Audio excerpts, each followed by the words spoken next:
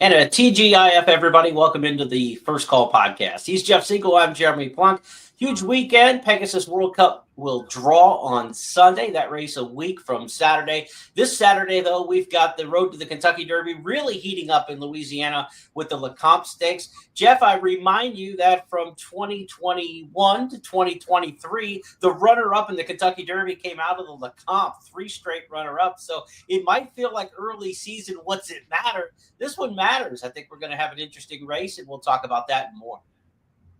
Yeah, I think it's a good field. I mean, there's a lot of young, well-bred, improving, promising colts down there. We'll just have to see who steps it up and what the weather is going to be like and what the racetrack's going to be like. But there's enough in that race to believe that whoever does run well and win it would have a logical spot in the top 10 or whatever top you want to make it. But it's an interesting race. I'm looking forward to it. All right, we've got 8 stakes races that we handicap for you each and every week here on the First Call podcast. If you're watching on X or on YouTube, be sure to get in the comment section, help us grow the audience for this, share it out with your friends. For the benefit of those of you listening on our traditional audio channels, here are the 8 races Jeff and I will handicap over the next half hour or so. At Laurel Park, where cloudy and 42 degrees are in the forecast, we'll talk about the what a summer on a 42-degree day. At Aqueduct, they've got the chance of showers there, temps in the 40s for the Busanda. Down at Gulfstream Park, should be all right. Sunshine Turf and Sunshine Sprint in South Florida. They are off the turf today, though, on Friday as we record our podcast at Gulfstream Park. Fairgrounds, chance of rain, 70s on Saturday for the Louisiana Stakes and the Lecomte. Again, road to the Kentucky Derby day. A 20-point prep for the Kentucky Derby, so the first of the 20-pointers this year in 2025. At Santa Anita, Cow Cup Derby, Cow Cup Oaks, as hopefully the situation with the wildfires has subsided to a larger degree, and the conditions there for racing were fine yesterday for the return to action on Friday at Santa Anita. This weekend, if you play with First Bet and Express Bet, we've got an offer for you. 2 million first rewards points if you're able to take down the late pick 4 on Saturday at Fairgrounds or at Santa Anita. Both tracks offering the 2 million first rewards points, hit and split. And if you like to play the handicapping tournaments, check it out this weekend. Beat the Host week number 3. We had Pete Aiello from Gulfstream week 1. Millie Ball last week from Santa Anita. Tom Quigley, the pregame host in Quigley's Corner on Twitter. He'll be talking smack. He's your host this week. So take down Tom Quigley for your shot to win more than $67,000 in weekly and seasonal prizes and Beat the Host. 20th year for the Beat the Host competition. Jeff's coming up, I believe, in a week's time or so. I'll be up towards the end of the season. Plenty of other hosts along for the 8 weeks in January and February. All right, Jeff, let's talk some handicapping here for Saturday, January 18th, the date of racing. We go to Laurel Park on Saturday for the What a Summer Stakes. This was named for the Leroy Jolly filly in the mid-70s. She started off her career 7 for 8 in Maryland. She went on and ran in New York, won 18 times overall. The 1976 Black-Eyed Susan winner, the What a Summer Stakes in her name. We've got some out-of-towners, though, who might be the ones to watch it here. It does look like a good spot for a shipper here. This is the Aqueduct New York shipper trained by Linda Rice. Her name is St. Benedict's Prep. She's a 5-year-old mare, but she's really gotten good. Whenever I see a Linda Rice horse in a stakes race, my immediate inclination is to scroll down the PPs to see when she claimed it. And this was an $80,000 claim last April, so she hasn't really had this mare for even a year, and she has really gotten good. She's won her last race. She's won 3 out of her last 5. She's got that good stalking style. And I think even though it looks like maybe she prefers a little farther than 6 furlongs, she did win her only race or start at 6 furlongs, 18 starts, only 1 at 6. But she's a one-corner horse, one-turn horse, and she's outside in a race that doesn't have a lot of zip. So I think she's going to fall into a really good stalking position without having to worry about dealing with a 21-4, 21-3 type opening quarter. They're not going to go that fast. And that's kind of in her wheelhouse, where she can just pace a stalk, pounce, and go. And I think that's the kind of trip she's going to get. Buyers are last 2 in the 90s, which are fast enough to win this race. Visually, she looks good. I don't see any reason why she won't verify her 8-5 morning line status. Let's take a look at her in action in Allowance Company last time out at the Big A. St. Benedict's Prep has the lead at the top of the stretch and kicks away at St. Benedict's Prep. Down on the outside, here comes Captain's Daughter. Cut loose is Rachel's Rock, but is stalling now. Also dropping back was Simply Stated. St. Benedict's Prep has a furlong left to go. St. Benedict's Prep is now clear by 5-6 lengths. Rachel's Rock now puts that rally together inside the final 16th, but it's going to be St. Benedict's Prep. Linda Rice with another one. St. Benedict's Prep. Principal challenger in here also comes from New York. That's Can't Hurry Love. She's the 7-5 morning line favorite. Last out, she won the Garland of Roses in Open Company. The New York bred beat State Breds 2 starts back in the Dancing Renee Stakes. Interesting, Jeff, neither one has been over the track at Laurel, so I went into the BetMix database and tried to look at a little sire stats in here. Who might like the track better between Can't Hurry Love and Miss Benedict's Prep? Cantheros is the sire for Can't Hurry Love. 10% wins at Laurel, kind of mediocre. When you look at Flatter, the St. Benedict's Prep sire, 17% winners, a much better number there. So you might be on the right shipper who's going to have affinity for the racetrack based on pedigree anyway. St. Benedict's Prep, Jeff's top pick at Laurel Park in the What a Summer Stakes. And one of the things, Jeremy, I kind of disagree with the morning line here. I think St. Benedict's Prep's going to be the favorite. Not only you got Linda Rice and all that, but she's just consistently faster on numbers, buyer numbers. And whether or not you believe them or not, they do impact the betting. And if you look at Can't Hurry Love's recent numbers and career top and all that, she's just not as fast. I'm not really sure that that's going to transpire. Now, that doesn't mean Can't Hurry Love can't win. I just don't think she's going to be favored. Locals represented by Miss Buchero, last time out winner of the Willow on the Move Stakes. We'll see if she can hold down the fort for the locals there. Now let's go to Aqueduct. The horses who are staying local are getting tuned up towards the path to the Gazelle Stakes. That'll be on Wood Memorial Day. The 3-year-old fillies running in the Busanda Stakes on Saturday. Stepping stone potentially towards the Kentucky Oaks. And when you think about this year's Kentucky Oaks path, Brad Cox has got Immersive, the Breeders' Cup Juvenile Fillies winner. He's got Mohima, who won the Demoiselle up there. He's got the Goldenrod winner, Good Cheer. He seems to have all the good 2-year-old fillies who have recently turned 3 on the Oaks path. He's going to try with Sharp Smile in here, so Brad Cox has got a little more depth to build in the Busanda. But it's not just about a Brad Cox trainee in this 100 grander. You've got 2 Todd Pletchers. You got Chad Brown. You got a Wesley Ward. For early January, mid-January in New York, for the purse here at $125,000, there is some major big barn influence. It really does tell you what some of these big-time trainers think of their young prospects when they go directly from a maiden race to a 2-turn stakes here like this one. And that's exactly what Chad Brown's doing with Ramify. It's what Todd Pletcher's doing with Ruth. There must be some kind of belief among the connections that these are pretty decent fillies. I don't think they would just throw them in this race if they didn't think that they were up to the task, because when you go from a 1-turn race to a 1.125 miles, it's a taxing type of situation sometimes, and I don't think they would risk it unless they thought they could win it. If you're going to run a horse like this, like Ramify, in a race like this, you better win it, because it could knock her flat, knock her back if she's not up to it, which is one of the reasons why I like her. The other thing is, in watching her maiden win, her debut win, she was ridden watching the race, she was ridden specifically just to let her run the last quarter of a mile. I'm not even sure they were wanting to win or trying to win. They wanted to get a good run into her, and they kind of took a hold of her at the start and just chirped to her at the top of the stretch, did Pratt, and he got the response that he wanted, and he must have been impressed, and I think Chad was as well. 76 buyer number, first time starting going a mile. That's pretty impressive to me. I mean, a lot of times you have to work your way up to that kind of number, but she did it right off the bat. And I think it impressed Chad enough to think that she could win this race. So I like Ramify, Judmont filly by Munnings. I mean, Ruth has the same pattern. I wasn't as impressed with Ruth, though. She made hard work of it, and they ran slow. I think probably Todd thinks she doesn't have a lot of turn of foot, and maybe she just needs a 1.8 miles. But I do think Ramify's got a chance to be a good filly, and among those that have raced, I don't see that upside. I don't think any of these really have that chance to be that kind of filly. So I'm going to go with Ramify to come right back and parlay a maiden 1-turn mile win to a 2-turn listed stakes win, a race that has a good name to it, the Busanda Stakes. It's always had some nice winners in it, and it would be nice for her to win it. course, Busanda was one of the original Phipps homebreds way back in the day, 1950s. Winner of the Alabama in her heyday, and beat the boys in the Suburban as I went back and did some research on Busanda as well. Ramify has just the one career start. Let's take a look at it last time out. My Sharona has taken the lead, 112 flat for 3/4 of a mile. Ramify and Love You More in full pursuit. My Sharona is going to have to hold him off for a final furlong, and Ramify is catching with every single stride. Here comes Ramify, and Ramify is going to run right on by.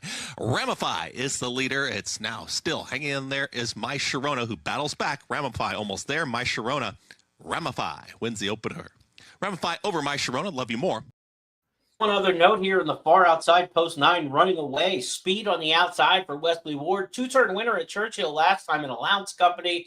Tough post for that kind of speed, but if nobody wants to go inside, maybe won't lose that much ground into the turn. It's all going to be about the first turn for running away. If able to get down into the 2 path, a big shot.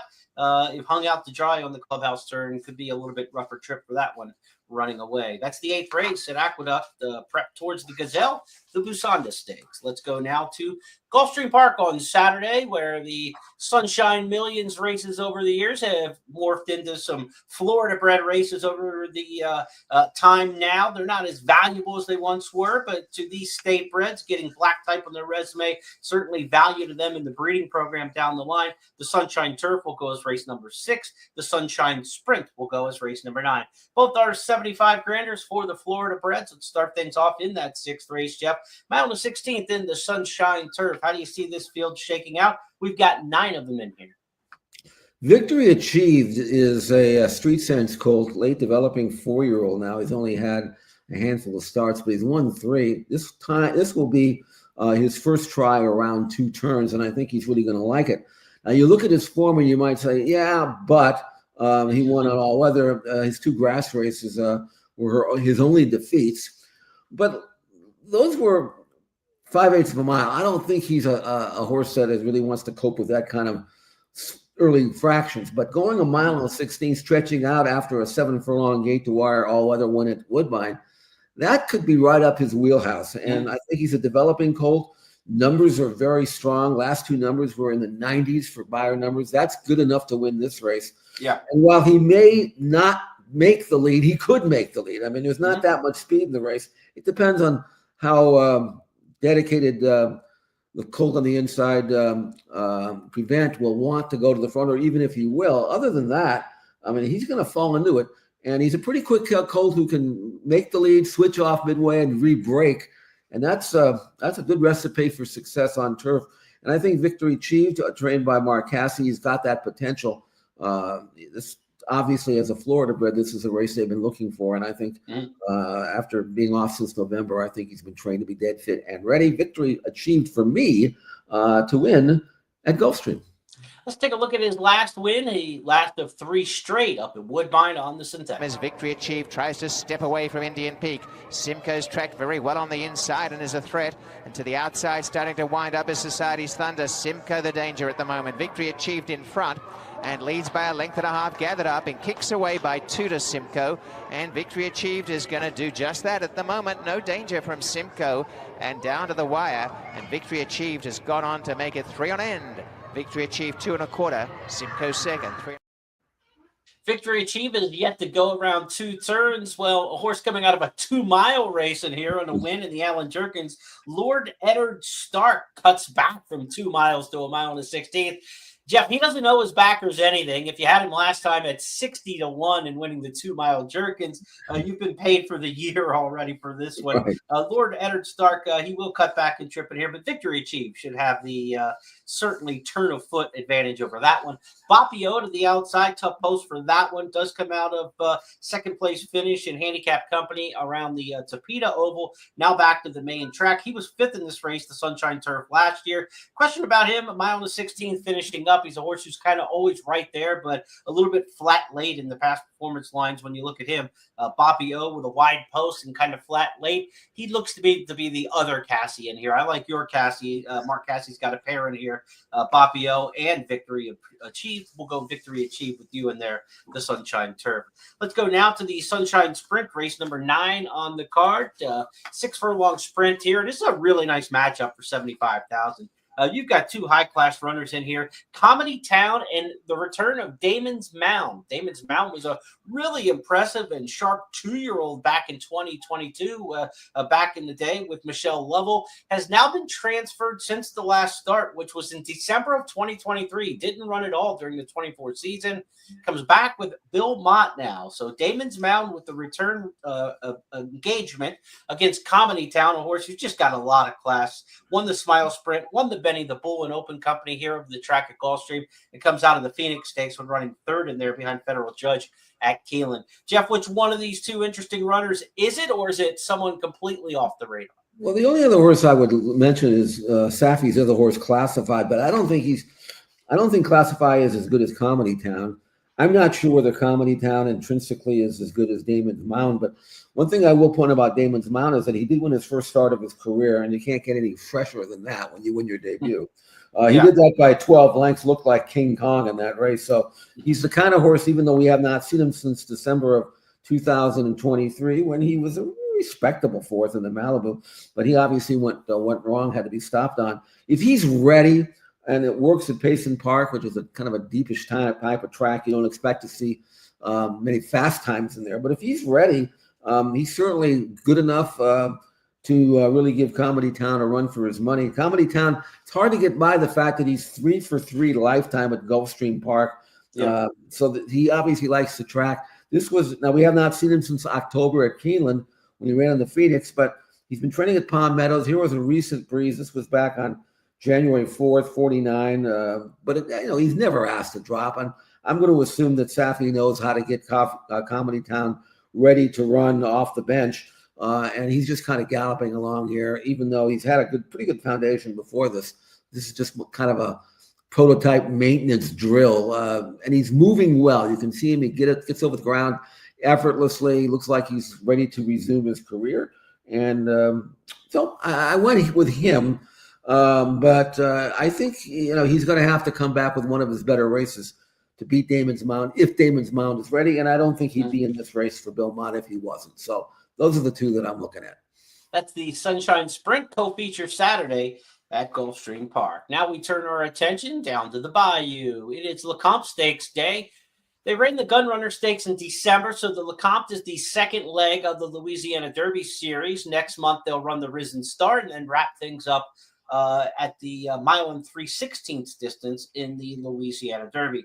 We are going to talk about the Louisiana Stakes for the older horses and the Lecomte as part of a multi-stakes card that also includes the Silver Bullet Day on the path towards the Fairgrounds Oaks. So big day Saturday at Fairgrounds. And again, want to remind you when you're playing Fairgrounds on Saturday, bet that late pick 4, which includes these two stakes races with First Bet and Express Bet, because if you hit the late pick 4, you're going to share 2 million first rewards points with only other players on the platform that hit that late pick 4. So first rewards points, of course, can be redeemed for wagering credits into your account, for past performances and handicapping data in the pro shop, swag, all kinds of great things. So be sure to take advantage of that 2 million point hit and split late pick 4 Saturday at the Fairgrounds. Again, one of those races is race number 11, the Louisiana Stakes. This is a prep towards the New Orleans Classic, the older horses in here. And Jeff Skinner is going to make his first start for Cherie DeVoe. This is a horse who's been trained by John Shirrups. Some of the horses from CRK Stable have gone to Cherie already and had some success. So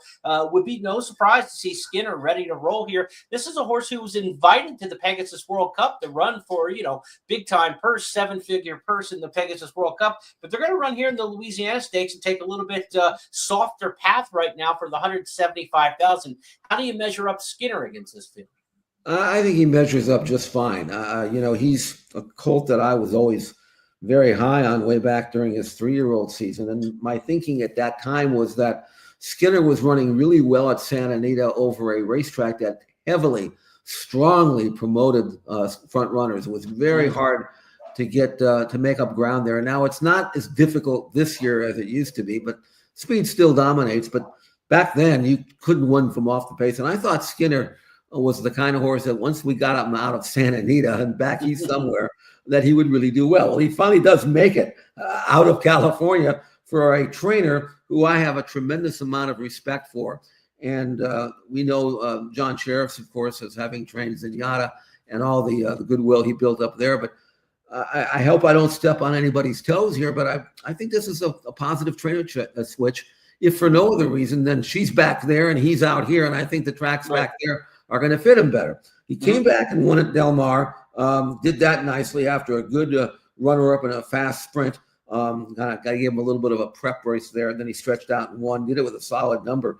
And now he's with a trainer, again, that I think she really knows how to handle a good horse. And so I think Skinner is going to outclass this group. Maybe at age 5, it's not too late for him to be an important member of the older handicap division. Maybe he's not quite up to the Pegasus level, but I think down the road he might be. And I think that if he can win a race like this, then they'll look a little farther ahead and maybe set the bar a little higher. I like Skinner to win, and we'll see if he can develop and improve as much as I think he will.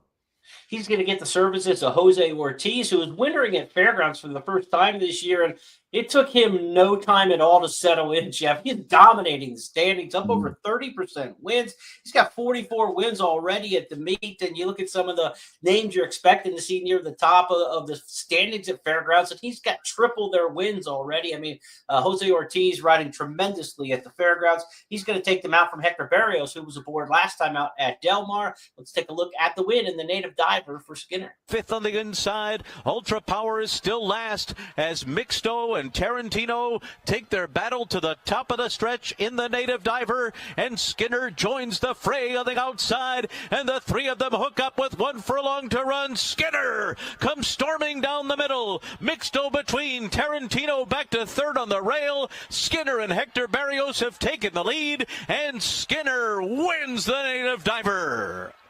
It was close for second. It may have been Competition amongst the locals include Hit Show, who ran off 3 straight stakes, wins for Brad Cox last fall. West Virginia Governors, the Lucas Classic, and the Fayette. He was beaten last time out in the Clark when running 3rd as the favorite, but he's taken on tougher of late, so Hit Show certainly would fit in here. And what about Track Phantom? This is a race where there's not a lot of good local form, and a lot of horses don't have a lot of experience at Fairgrounds. Track Phantom's a horse who's got a couple wins here, a major stakes winner over the track for Steve Asmussen. Likely race since the Kentucky Derby in May, only 2 starts since then. 3rd off the layoff. Maybe he's ready to go after a 4th place finish. It was a little disappointing last time out in the Tenacious. He's got to work on his stamina. He's run 7 furlongs, a mile and 16. Can he get the mile and 1/8? That's going to be the mile and 16th here and finish the deal. That's going to be the question with him.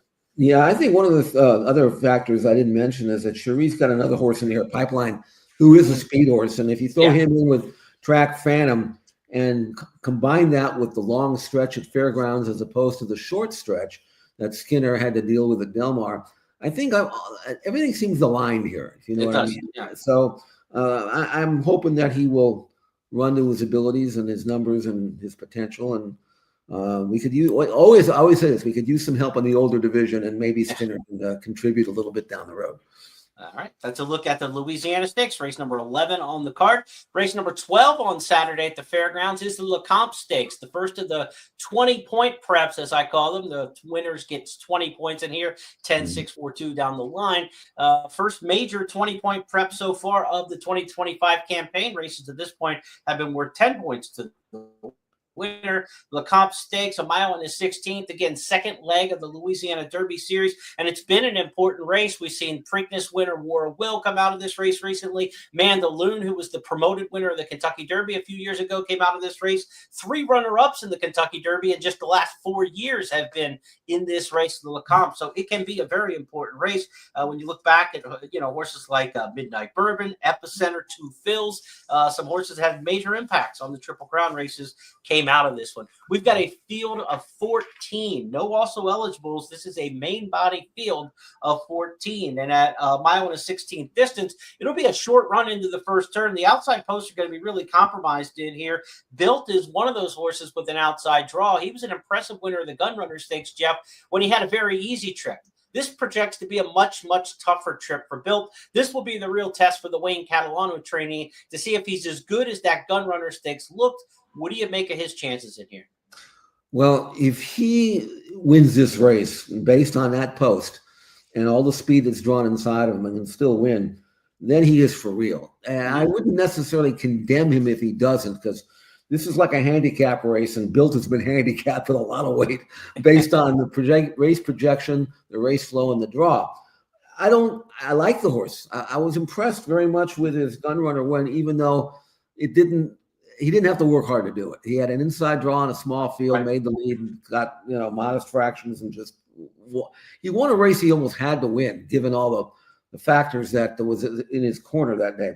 So I'm going to gamble against him. If he beats me, I tip my hat. I wouldn't put it past him, but I'm going to gamble on a horse here that really has no right to win, but it's what they call gambling, That's right. Let's hear it. If I'm getting a price, I don't mind losing, because there are things about number 2, Maximum Promise, that really catch my eye. I went back and watched both of his races, and I learned something about Maximum Promise. This is a Kenny McPeak trained colt that has not been out since August of last year. So again, I don't think Kenny would be running him here. Maybe he would. Maybe he's one of these guys that just takes shots, It's like, for example, if this were California and Doug O'Neill did it, no one would bat an eye, because that's what he always does.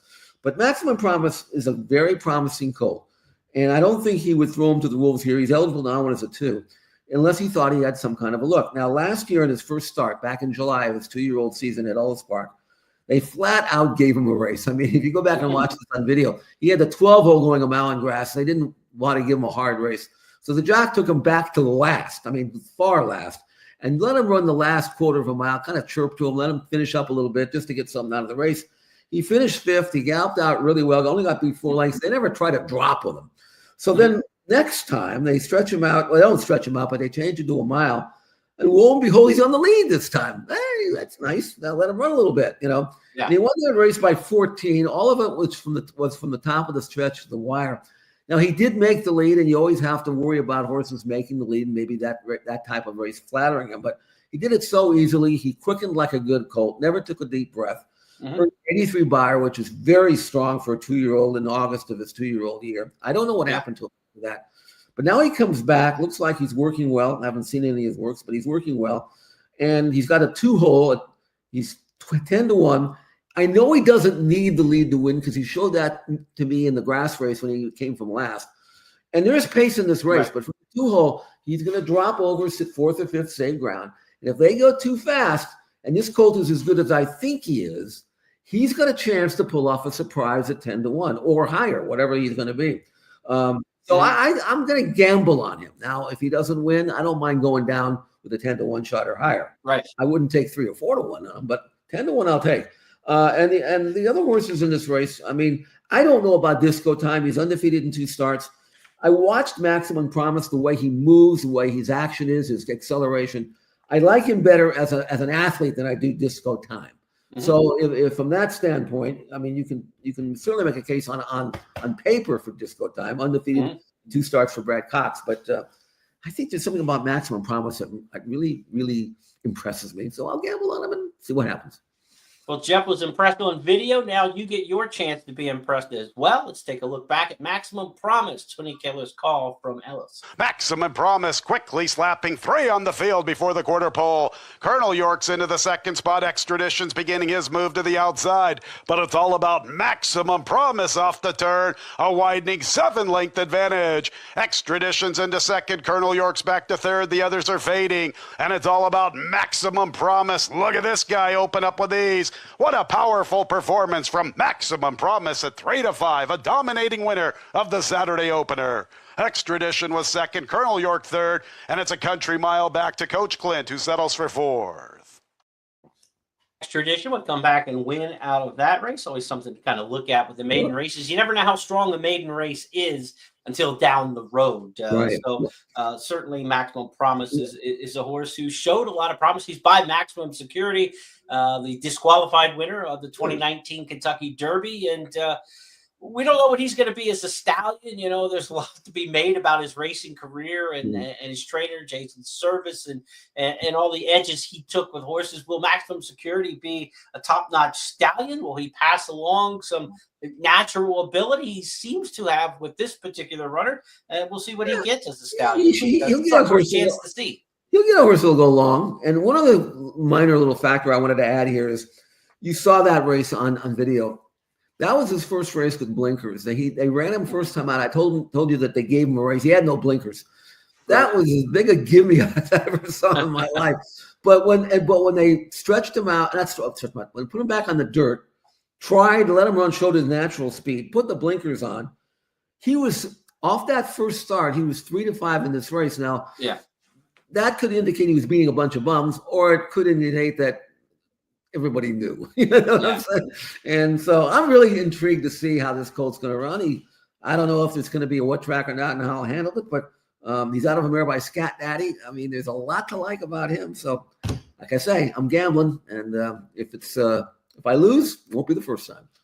Others in this field of 14 headed potentially down the Triple Crown Trail. Admiral Dennis, who was really disappointing as the heavy favorite in the Gun Runner Stakes, kind of made a little bit of a middle move and then flattened out. Joel Rosario, a guy who can finish on a horse. Maybe they kind of sit a little more patiently this time and try to make a rally. He'll get a good post draw there in the 3-hole. Down on the rail, Innovators, a horse who took #1 ranked Barnes in a lot of people's Kentucky Derby top 10s right now. He took Barnes to the mat at Churchill Downs and Maiden Company in a sprint. He's never gone 2 turns. He did win last time out at Oaklawn in the mud, so if it comes up wet, that wouldn't hurt.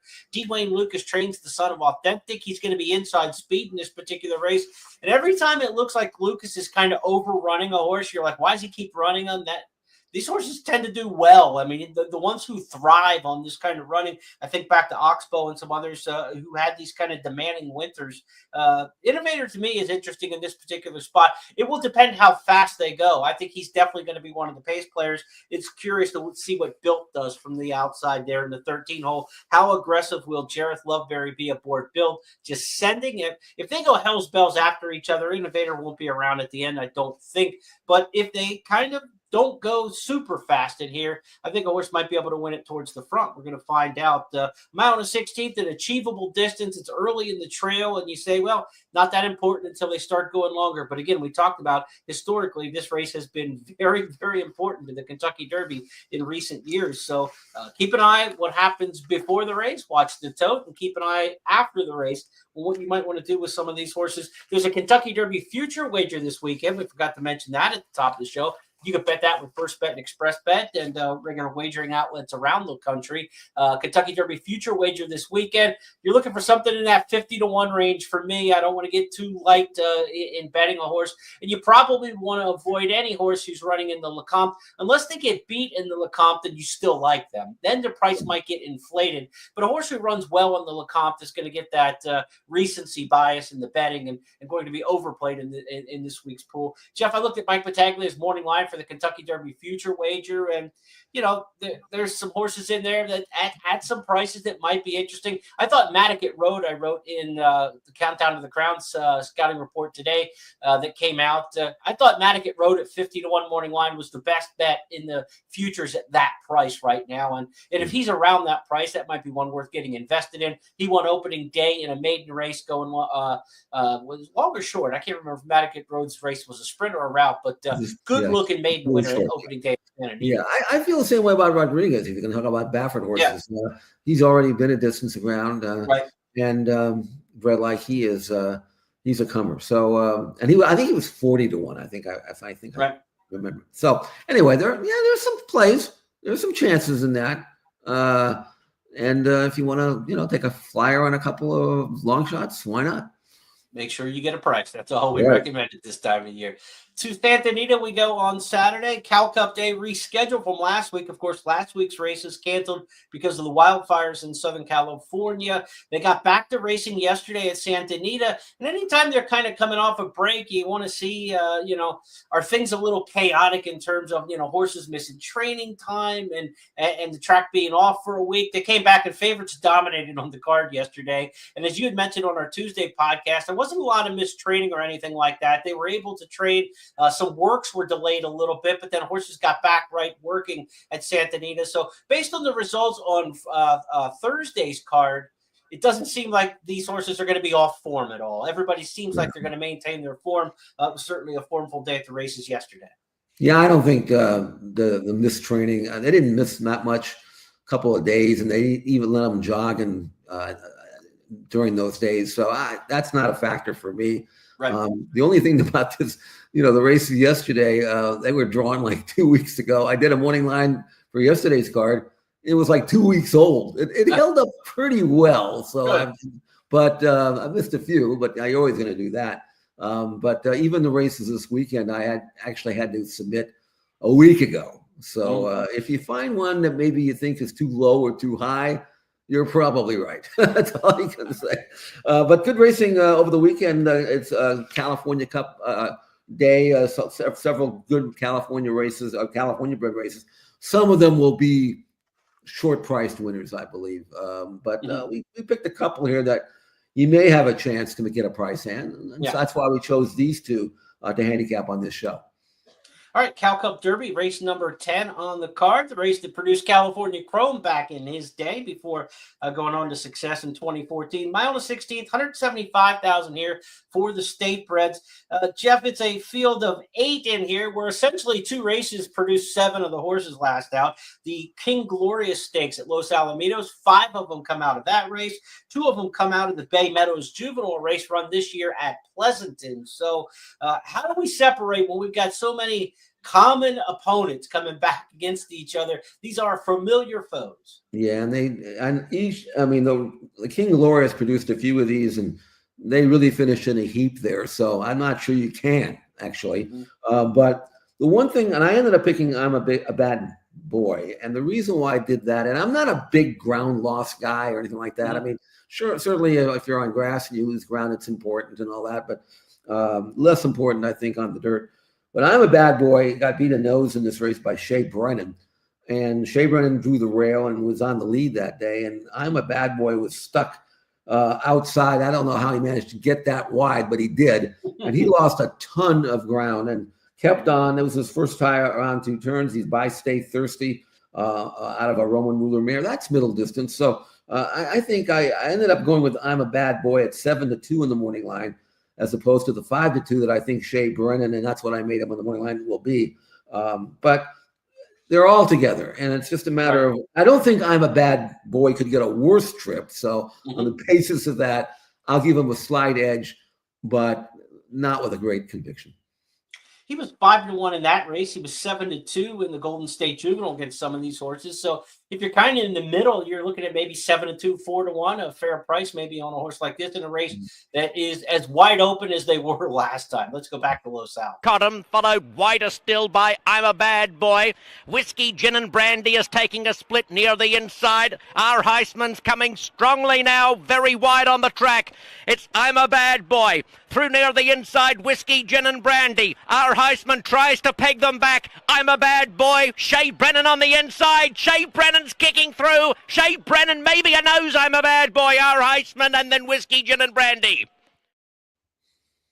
Our Heisman, who was in that mix, comes back. He was third as the 3-2 favorite in that race. He gets Flavian Pratt to ride. I mean, he was ridden by Juan Hernandez, leading SoCal jock in his previous races. But Pratt moves anybody up just a little bit. I think it's interesting that Pratt's riding in Southern California on Cal Cup Day and not at Fairgrounds on a big day with a bunch of stakes races there. We know he made that road trip to Fairgrounds or Oaklawn, or where did he go? He went on the road to Oaklawn, for the Smarty Jones Day. And that didn't work out too well for him. He's staying home in Santa Anita over the weekend. But Pratt on our Heisman, maybe that one could bounce back. A lot of different ways you could go in the Cal Cup Derby. Keep an eye on the tote board in that one and try to get yourself the best value play. The best horse at the best price is always the best bet in every race. So keep an eye on the tote there. To the 11th race we go for the California Cup Oaks. This is a 175 grander going a mile on the grass. Again, some familiar foes in this one. I made this one the express bet race of the week because we've got a full field of 12 with an also eligible. Great betting race in here, an opportunity. Jeff, I ended up landing on Tequila and Therapy in here. I like the post draw in here and the fact that this horse is already a winner over a turf mile. This is a turf mile. You've got some dirt horses in here. You've got some sprinters. I've got at least proven goods, and I know the trip should be good under Edwin Maldonado from the 2-hole. So it was one of those horses with the least amount of question marks, and so we could check some boxes. I went Tequila and Therapy. Which direction are you headed? Well, I certainly would use her. I made her 6-1 on the morning line. She shouldn't be any higher than that. Might go a tick or toe lower. She's a genuine consistent. Actually ran very well in the Soviet problem, a race I like. Everybody comes out of, right? But she ran well there, and she just got nailed late. But as he pointed out, she has won on grass. She did that at Del Mar, and they took her back that day. And from the 2-hole, Maldonado is usually a speed horse. I wonder if they might be tempted to let her run out of there and maybe make the running. She's capable of doing that. But if she can get some cover, if they let her break and tuck in and sit third or fourth and then make one run from the quarter pole home, she absolutely, I'm talking about Tequila and Therapy, she absolutely can win this race. I ended up going with Hey Jesse, who very creative of me because she won the Soviet problem. Why not go with the one that beat 2 out of 3? Yeah. And I watched her run first time out. I had actually watched her train prior to her first start, and she was 17-1. And I remember I made her like 8-1 in the morning line or something like that, and she was a massive underlay. And I said to myself, maybe I'm wrong about her. Maybe she can't run, but she moves like a good filly. Mm-hmm. And then she ran again, another one of these, let's give them a little bit of a run. Let's not knock them out. And then we'll build on that. And the second time back, she went off at 7-2 and won that. And that was, again, 2 turning on grass at Del Mar. So now she's 2 turning on grass at Santa Anita. She just won the Soviet problem. Her numbers are developing. They're rising with every start. Jock obviously knows her, and from the 10-hole, she'll sit back and then get some cover and make a run. And if she continues to improve and runs back to her winning the Soviet problem, a race that she didn't really have a lot of pace to run at, and she still won going away, I think Hey Jesse can certainly win right back again. So I made her 5-2 morning line favorite. That would be a nice price if I could get it. But she's not a single because as the horse that you like, filly you like, Tequila and Therapy, has a right to run very, very well. And there's another one here that I don't know how good she is, but take another card, won at first asking. Got left at the gate, still won going away. Visually very impressive. She's being raised here into Stakes Company, which is ambitious, but I tell you what, I mean, she's got some upside that the others don't, based on what I saw. Maybe she's not ready for it from an experience standpoint, but take another card is a danger. I mean, if you're playing rolling exotics, at least put her on there somewhere because I don't know how good she is, but she might be good. So for me, it's Hey Jesse, Tequila and Therapy, take another card. I think those are the 3 that I would concentrate on with the pressing a little bit more on Hey Jesse than the others. 5 of these in the Cal Cup Oaks come out of that Soviet problem stakes. Let's go back to Low Sal, Michael Rona. In the air tonight, closer still to the fence. Wide out, Chilly Philly is putting in a dash. And Grateful My Love makes up ground willingly near the inside, and Musical Number is the deepest. Tequila and Therapy at the 16th is just the leader, tackled by Hey Jesse. Hey Jesse charges into the lead, and Hey Jesse draws away with the Soviet problem. Seconds going to be in the air tonight, nosing Tequila and Therapy from Grateful My Love and Musical. And of course, the big deal there, that was dirt. Now we go to turf. Which one of these fillies takes to the turf in the rematch will be important there. In the air tonight, I so much wanted to pick the horse. I love the song. Maybe Frank Miramati can say something coming down the stretch along the lines of, I've been waiting for this moment for all my life. Oh, Lord. You know what? In the air tonight, I'd love to see that one. When I first heard it, the first time I ever heard that song was on Miami Vice, if you can believe that. Yeah. They used it as a background. Sonny was going through some emotional problems, so they just had him drive around and play the song. And I said, I don't care about Sonny driving around, but I surely like the song. That was good. Yeah. So and the Chargers play that before every home game. They play that song right before their kickoff. So that's cool too. So. We've got 8 stakes races in the books now for our handicapping this weekend. Hopefully you takes down some of those as well, and some of the races we didn't get to. A lot of great action around the country. Again, big day at Fairgrounds, big day at Santa Anita. We've got that 2 million point hit and split with first rewards. Again, take down the late pick 4 at Fairgrounds or Santa Anita for your share of 2 million first rewards points. If you're the only one who hits the late pick 4, you're going to get all 2 million. Let me tell you, that adds up to some serious wagering credits into your account. So be sure to take part in all the promos this weekend. And please take down Tom Quigley and beat the host. If he has a big day, he's going to be insufferable on Twitter at Quigley's Corner, telling everybody how great he did. Tom and I are good friends for a long, long time. All in good fun, but he does like to talk trash in this contest. So talk it back to him this weekend on social media. Get involved and beat the host. $2,000 in weekly prizes, $67,500 for the prizes throughout the course of the season. January, February, every Saturday, beat the host. All you have to do, it's the last 5 races at Gulfstream and the first 5 races at Santa Anita. You make win bets into your account, $5 win bets into your wagering account on those races. You get your pari-mutuel earnings, but if your total out totals the host, then you qualify for the Beat the Host Championship at the end of the season and get to play for some big money there, playing for 5 figures. So real chance to have a big tournament score without a big investment, and no entry fee in Beat the Host. It's just your pari-mutuel plays. But be sure to sign up for the contest when you play those races on Saturday. Jeff, have a great weekend. You and I will be back on Tuesday for the It's Official podcast. And by the time we reconvene Tuesday, a couple of news and notes, we will know the fields for the Pegasus World Cup and that card on Sunday at Gulfstream Park. And then on Monday will be the release of the first Pegasus World Cup wager guide. So you'll be able to check that out. Be sure to go to expressbet.com and news.first.com for links to the wager guide, which will be live on Monday, looking at the big 3 races, the Pegasus, the Turf, and the Philly Ameriturf, as well as the undercard races and more. We'll have all the stats and trends for that. So it's going to be a fun weekend, and looking forward to seeing who we get in the Pegasus World Cup. A Kentucky Derby winner in Mystic Dan, a Breeders' Cup Classic winner in White Abarrio, expected to be amongst the full field. So we've got some headliners. No, it's going to be good. A great card, top to bottom, I'm sure. So we'll look forward to that.